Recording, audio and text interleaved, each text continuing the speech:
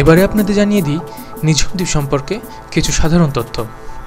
নোয়াখালী জেলার হাতিয়া উপজেলার অন্তর্গত নিঝুম দ্বীপ। হাতিয়া থেকে 96 কিলোমিটার দক্ষিণ পশ্চিমে অবস্থিত নিঝুম দ্বীপকে দ্বীপ বলা হলেও মূলত এটি একটি চর। বিস্তার 14,000 একর, যার মধ্যে বনাঞ্চল 3,963 হেক্টর।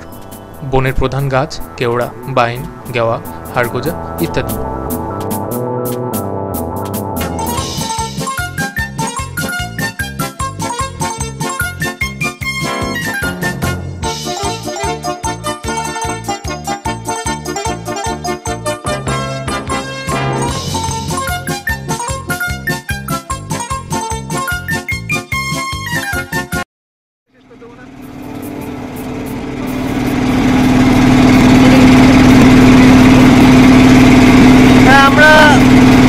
রওনা হয়েছি নিঝুম দ্বীপের উদ্দেশ্যে। সকাল 9:30 নাগাদ আমরা এসে পৌঁছেছি হাতিয়ায়। ওখান থেকে লঞ্চের পাশ থেকে একটা ট্রলার, সেটার মাধ্যমে আমরা এখন নিঝুম দ্বীপ যাচ্ছি।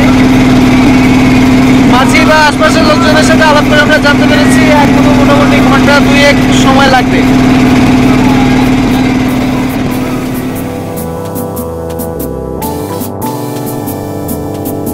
নিঝুম দ্বীপের বনাঞ্চলে বর্তমানে রয়েছে 7 প্রজাতির স্তন্যপায়ী, 35 প্রজাতির পাখি, 16 প্রজাতির সরীসৃপ, 21 প্রজাতির গাছ, 43 প্রজাতির গুল্ম ও বহু প্রজাতির তৃণ।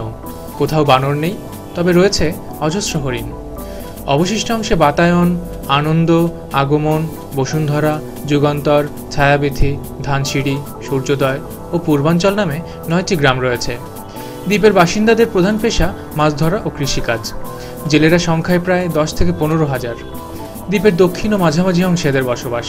ডাকাতও রয়েছে, অর্থাৎ জলদস্যু। জেলেরা মাছ ধরার পাশাপাশি শুটকি প্রক্রিয়াজাত করে। চাষিরা ঘি উৎপাদন করে থাকে, কেননা দ্বীপে কেবলমাত্র একটি ফসলই ফলে। এছাড়াও রয়েছে সরকারি ডাকবাংলো ও 8টি বাজার। বাজারের সকল পণ্য বিপণন প্রত্যক্ষভাবে হাতিয়া ও নোয়াখালীর উপর নির্ভরশীল।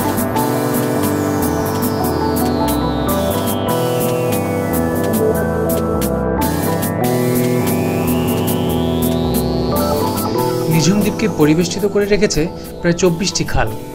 নিঝুম দ্বীপের চারপাশে চর কমলি, চর রৌশনা, চর কালাম, চর মোহাম্মদপুর, দয়ার চর, চর জমির শাহ, শূন্যের চর, মৌলভীর চর, সাহেব আলীর চর, ধলার চর, চর রোহানিয়া, চর নুরুল ইসলাম, চর পিয়া, চর গিয়াসউদ্দিন, চর রশিদ, চর বাহাউদ্দিন, চর আজমল প্রভৃতি নামে অনেকগুলো ছোট বড় চর রয়েছে।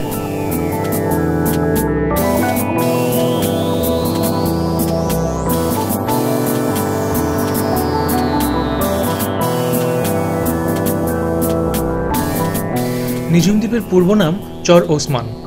ওসমান নামের একজন বাখানিয়া তার মহিষের বাখান নিয়ে সর্বপ্রথম নিঝুম দ্বীপে বসত করেন। তখন তার নামানুসারে দ্বীপের নামকরণ হয়েছিল। পরবর্তীতে হাতিয়ার সাংসদ আমিরুল ইসলাম কালাম এই নাম বদলে চরের নাম নিঝুম দ্বীপ রাখেন বলে জানা যায়।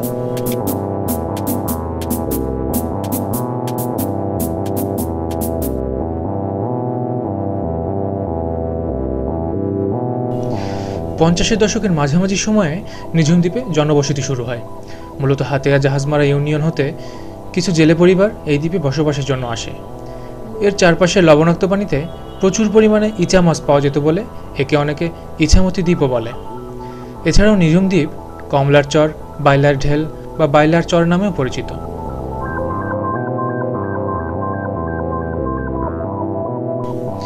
হ্যাঁ, আর কথা বলতে বলতেই আমরা চলে এসেছি নিঝুম দ্বীপ লামার বাজার সংলগ্ন বোটঘাটে।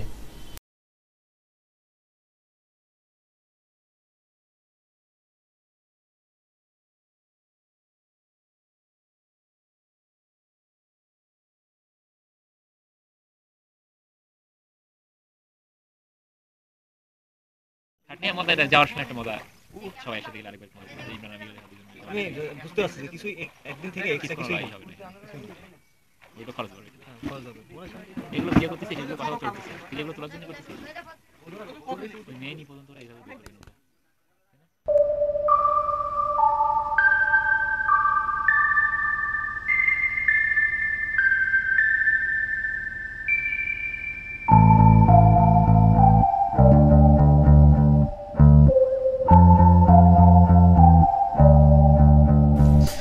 যে কোনো ভ্রমণেই সময় অনেক মূল্যবান, তাই আমরাও আজ একদম সময় নষ্ট না করে দুপুরের খাওয়া দাওয়া সেরেই বেরিয়ে পড়েছি হরিণ দেখার উদ্দেশ্যে।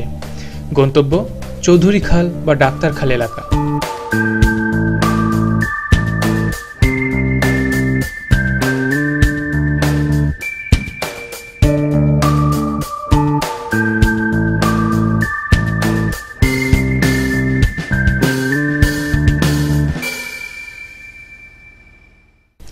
নিঝুম দ্বীপ লামার বাজার থেকে একটা নৌকা রিজার্ভ করে আমরা রওনা হয়েছি। যেতে সময় লাগবে 20 থেকে 25 মিনিট। আর যাত্রাপথের সৌন্দর্য আপনারা নিজেই দেখে নিন।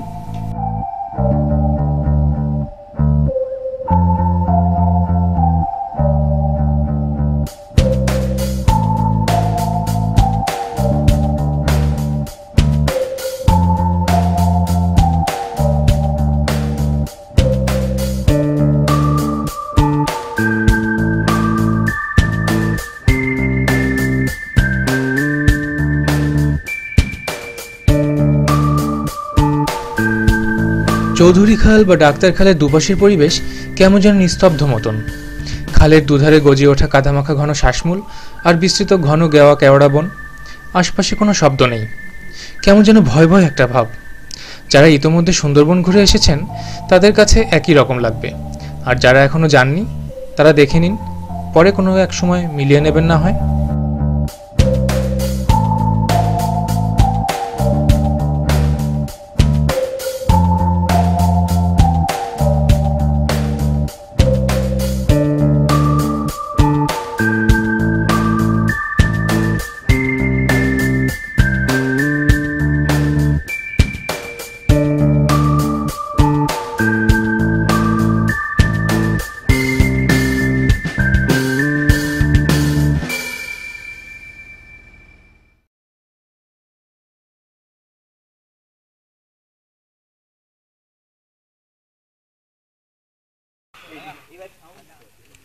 আমরা নিঝুম দ্বীপে হরিণ দেখার জন্য আসলাম নৌকা যোগে। এখন যাবো বনের গহীনে। হাতে সময় খুব অল্প, তো আলো থাকতে থাকতে আমাদেরকে আবার ফিরে আসতে হবে।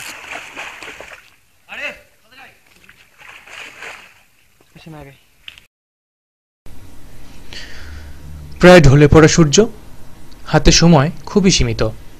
এই ধরুন 40 থেকে 45 মিনিটের মতন। এর মাঝেই আমাদের ঘুরে আসতে হবে।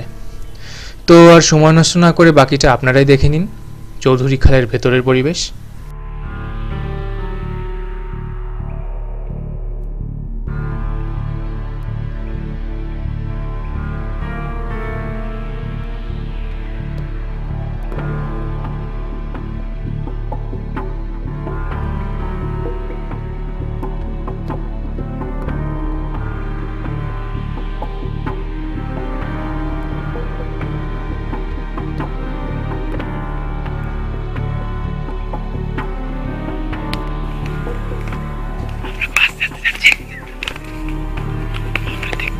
হরিণ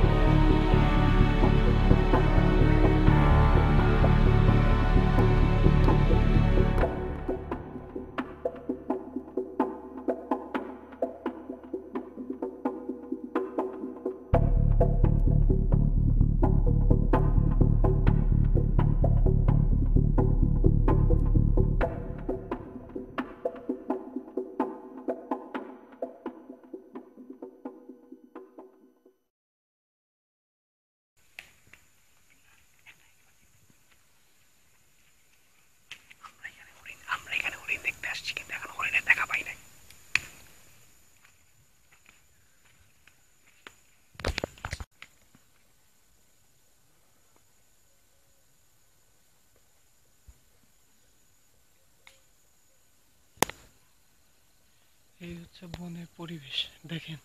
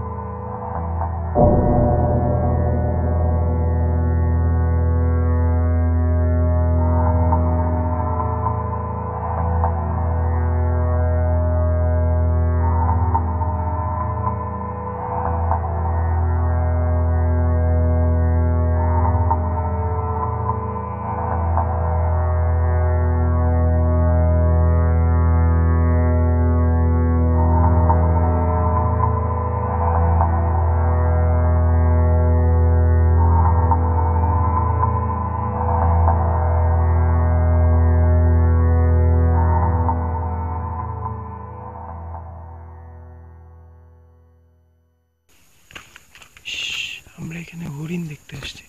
বেশি শব্দ করলে হরিণ পালায় যেতে পারে, তো আমাদেরকে একদম ঠান্ডা ভাবে যেতে হবে।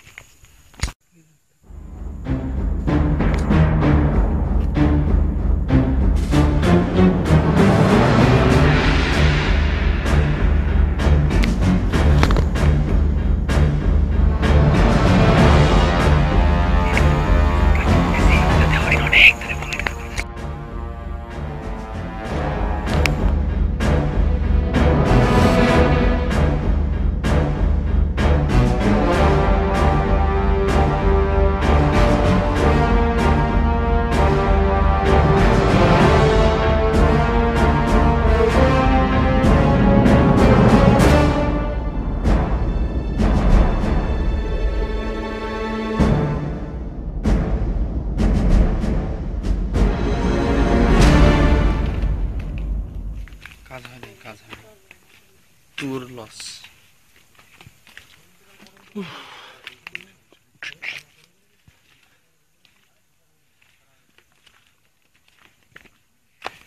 প্রায় সন্ধ্যা হয়ে আসছে, এখন পর্যন্ত একটা হরিণের লাঠি ছাড়া আর কিচ্ছু দেখতে পারিনি।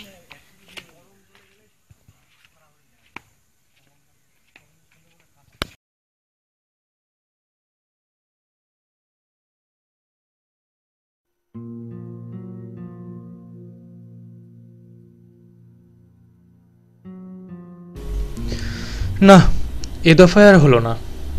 প্রথমবার হওয়ায় ভুলের মাসুল গুনতে হলো আমাদের, অর্থাৎ অনভ্যাসী পায়ের আওয়াজে পালিয়ে গেল সব হরিণ। তো কি আর করা, আজ বরং ফিরেই যাই। খাওয়া দাওয়া সেরে একটা ভালো ঘুম দেওয়া দরকার, কাল না হয় আবার চেষ্টা করা যাবে।